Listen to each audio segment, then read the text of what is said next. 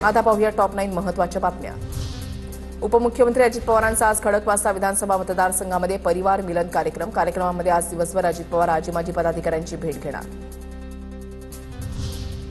नवी मुंबई विमानतळाला संघाच्या मोठ्या नेत्याचं नाव देतील। दीपा पाटलांच्या नावाची भाषणातच घोषणा करायला हवी होती। नवी मुंबई विमानतळ नावाच्या मुद्द्यावरून रोहित पवारांची प्रतिक्रिया।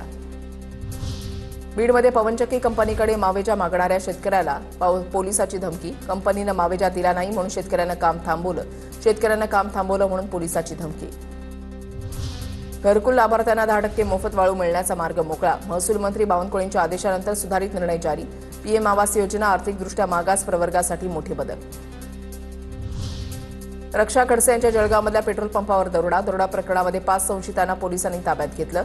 दरोडा प्रकरणी पोलिसांनी चौकशी सुरू, तर दरोडेखोरांनी सीसीटीव्ही कॅमेऱ्याचे डीव्हीआर देखील लंपास केले। नाशिक सरकारवाडा गोळीबार प्रकरणी पोलिसांची मोठी कारवाई। नुकताच ठाकरे गटाकडून भाजपमध्ये प्रवेश केलेल्या मामा राजवाडेला पोलिसांनी केली अटक। शहरातील गुन्हेगारीच्या विरोधात पोलिसांचं निर्णायक पाऊल। महाबोधी महाविहार मुक्तीसाठी मुंबईमध्ये 14 तारखेला मोर्चा। मेट्रो सिनेमापासून आझाद मैदान मार्गावर मोर्चा निघणार। महाबोधी महाविहार मुक्ती आंदोलन कृती समितीची माहिती। औषध निरीक्षकच नाहीत, कफ सिरप उत्पादन तपासणी कोण करणार? राज्याच्या अन्न आणि औषध प्रशासन विभागाकडे पुरेसा अधिकारी वर्ग नसल्याचं समोर।